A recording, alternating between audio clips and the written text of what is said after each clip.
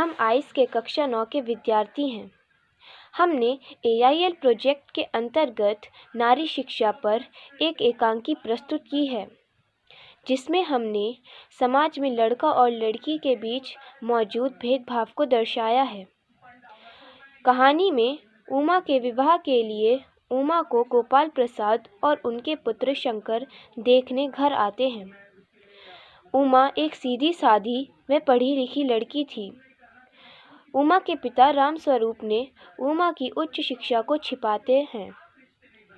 उमा जब सबके सामने आती है तो गोपाल प्रसाद हैरान हो जाते हैं। वह शंकर के बारे में सबको सब कुछ बता देती है कि वह किस तरह लड़कियों के छात्रावास के आसपास घूमते नजर आए थे। गोपाल प्रसाद को यह सब सुनकर बहुत गुस्सा आता है।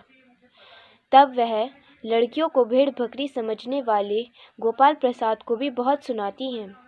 यह सब सुनकर गोपाल प्रसाद और शंकर वहाँ से चले जाते हैं और इसी प्रकार यह नाटक खत्म हो जाता है। तो आइए इस नाटक की प्रस्तुति देखते हैं। धीरे धीरे चल, अब तख्त को उधर मोड़ दे, उधर। हाँ, बस बस। बिछा दूं साहब? और क्या करेगा, परमात्मा के यहाँ अकल बट रही थी तो थोड़ा देर से पूछा था क्या? बिछा दूं साहब। और यह पसीना किस लिए बहाया है? ही। अबे हंसता क्यों है? हमने भी जवानी में कसरतें की हैं, कलसों से नहाता था लोटे की तरह। ये तख्त क्या चीज है? उसे सीधा कर यूं, हाँ बस। और बहू जी से दरी भी मांग ला इसके ऊपर बिछाने के लिए, चद्दर भी, जो कल धोबी के यहाँ से आई थी। हाँ वही। मैं कहती हूँ तुम्हें इस वक्त धोती की क्या जरूरत पड़ गई? एक तो वैसे ही जल्दी जल्दी में। धोती?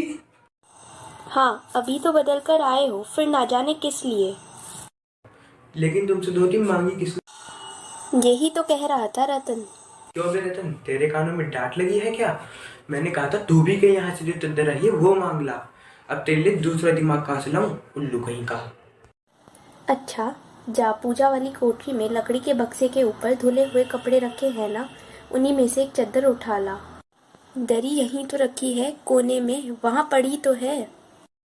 जा बीबी जी के कमरे से हारमोनियम उठा ला और सितार भी, जल्दी जा।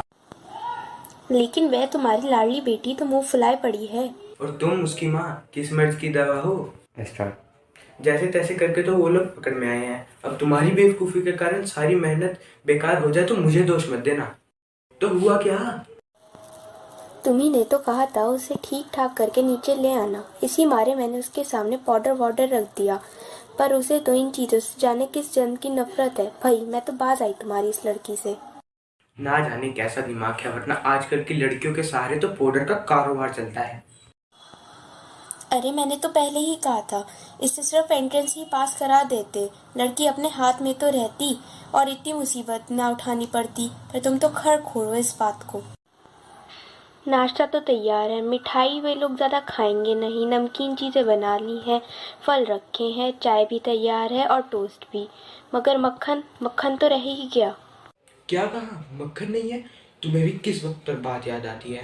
जानती हो कि मक्खन वाली दुकान कितनी दूर है, पर तुम्हें तो कुछ समझ ही नहीं आता। अब बताओ, रतन मक्खन लाए कि घर का काम कराए? दफ्तर के चपरासी को कहा था, पर 100 नखरों के मारे।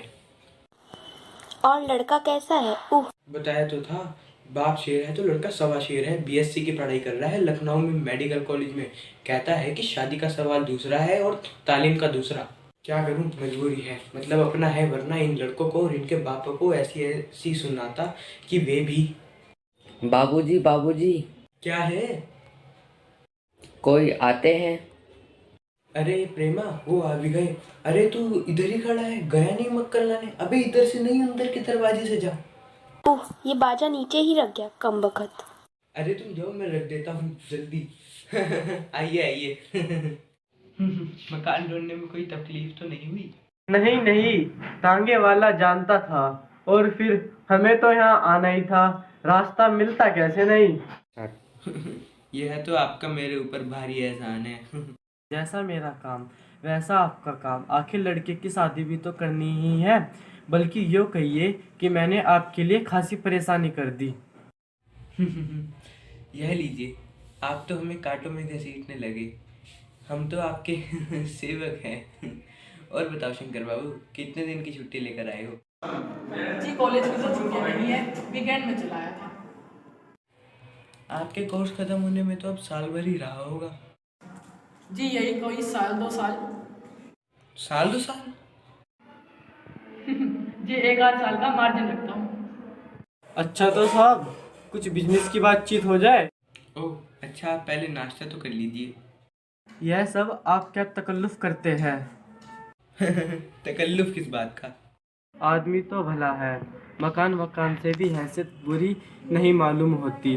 पता चले लड़की कैसी है। जी क्यों, क्या हुआ? झुककर क्यों बैठते हो? शादी तय करने आए हो? कमर सीधी करके बैठो। स्टार्ट। तुम्हारे दोस्त सही कहते हैं कि शंकर की बैकबोन। आखिर आप माने नहीं। आधा दूध और आधी चाय दीजिए, और ज़रा चीनी थोड़ी ज़्यादा डालिएगा। मुझे तो भैया नया फैशन पसंद नहीं। एक तो चाय में पानी काफ़ी ज़्यादा होता है, और चीनी डाली जाए तो जायका क्या रह जाएगा। कहते तो सही है। आपका क्या ख्याल है शंकर बाबू? किस मामले में? यहीं की शादी करने में खूबसूरती का हिस्सा कितना होना चाहिए? दूसरी है बाबू राम स्वरूप, मैंने आपसे पहले ही कहा था कि लड़की का खूबसूरत होना निहायती ज़रूरी है। हम आप मान भी जाए तो क्या घर की औरतें तो राजी नहीं होंगी ना? आपकी लड़की तो ठीक है। जी हाँ, वह तो अभी आप देख लीजिएगा। जब आपसे इतनी बात हो ही चुकी है, तब तो यह रस्म ही समझिए। पढ़ाई लिखाई के बारे में हमें ज़्यादा पढ़ी लिखी लड़की तो चाहिए नहीं। आखिर मेम साहब तो पालनी नहीं है, कौन भुगतेगा उनके नखरों को? हद मैट्रिक तक पास होनी चाहिए।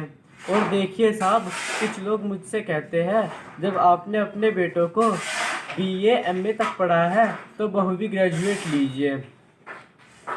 अगर औरतें भी अंग्रेजी अखबार पढ़ने लगी और पॉलिटिक्स वगैरह पर बहस करने लगी तो हो चुकी गृहस्थी। देखिए साहब, मोर के पंख होते हैं मोरनी के नहीं, शेर के बाल होते हैं शेरनी के नहीं। जी हाँ, और मर्द के दाढ़ी होती है, औरत के नहीं। हाँ, वह भी सही है। कहने का मतलब यह है कि कुछ बातें दुनिया में सिर्फ मर्दों के लिए है, और ऊंची तालीम भी उन चीज़ों में से एक है। चाय और लीजिए। धन्यवाद, पी चुका। आप आपने तो कुछ खाया ही नहीं चाय के साथ। टोस्ट नहीं थे, क्या बताएं वह मक्खन। नाश्ता ही तो करना था साहब, कोई पेट तो भरना नहीं था। और फिर टोस्ट वोस्ट में खाता भी नहीं। जरा पान भिजवा देना। सिगरेट मंगवाऊं? जी नहीं। यही। आपकी लड़की है? लाओ बेटी, पान मुझे दो। चश्मा? चश्मा? जी वह पिछले महीने इसकी आंखें दुखने आई थी, इसलिए कुछ दिनों के लिए चश्मा लगाना पड़ा है। पढ़ाई वढ़ाई की वजह से तो नहीं है कुछ? जी नहीं साहब, वह तो मैंने अर्ज किया ना। बैठो बेटी बैठो। वहाँ बैठ जाओ माँ, उस तख्त पर, अपने बाजे बाजे के पास। चाल में तो कुछ खराबी है नहीं, चेहरे पर भी छवि है। हाँ, कुछ गाना बजाना सीखा है?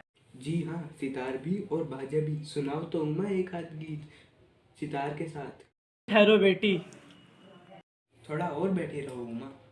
पेंटिंग वेंटिंग भी? हाँ, वह तो मैं आपको बताना भूल ही गया। यह जो तस्वीर टंगी है कुत्ते वाली, यह इसी ने खींची है, और उस दीवार पर भी। यह तो बहुत अच्छा है। और सिलाई वगैरह? सिलाई तो सारे घर की इसी के जिम्मे रहती है, यहाँ तक कि मेरी कमीज भी। ठीक। हाँ बेटी, तुमने कुछ इनाम विनाम भी जीते हैं? जवाब दो उमा। जरा शर्माती है इनाम। जरा इसे भी तो मुंह खोलना चाहिए। उमा देखो क्या कह रहे हैं, जवाब दो ना। क्या जवाब दूँ बाबूजी? जब कुर्सी मेज़ बिकती है तब कुर्सी मेज़ से कोई कुछ नहीं पूछता, सिर्फ दुकानदार को दिखलाता है। पसंद आ गई तो ठीक है, वरना। उमा अब मुझे कह लेने दीजिए बाबूजी। ये जो महाशय मेरे खरीदार बनकर आए हैं, इनसे ज़रा पूछिए, क्या लड़कियों के दिल नहीं होते? क्या उन्हें चोट नहीं लगती? क्या बेबस भेड़ बकरियां हैं जिन्हें कसाई अच्छी तरह देखभाल कर। बाबू राम स्वरूप, आपने मेरी इज्जत उतारने के लिए मुझे यहाँ बुलाया था? जी हाँ, और हमारी बेइज्जती नहीं होती जो आप इतनी देर से नाप तोल कर रहे हैं। और ज़रा अपने इन साहबजादे से पूछिए कि पिछली फरवरी में ये कैसे लड़कियों के हॉस्टल के इर्द गिर्द घूम रहे थे और वहाँ से कैसे भगाए गए थे।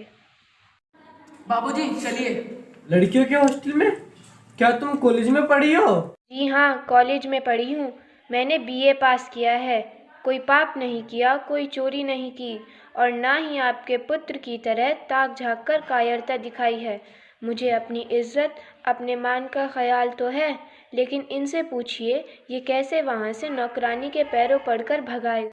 उमा उमा, बस हो चुका बाबू राम स्वरूप, आपने मेरे साथ दगा किया है। आपकी बेटी बीए पास है और आपने मुझसे कहा था कि सिर्फ मैट्रिक तक पढ़ी है। जी हाँ, जाइए, ज़रूर चले जाइए, लेकिन घर जाकर ज़रा यह पता लगाइएगा कि आपके लाडले बेटे के रीढ़ की हड्डी भी है या नहीं, यानी बैकबोन।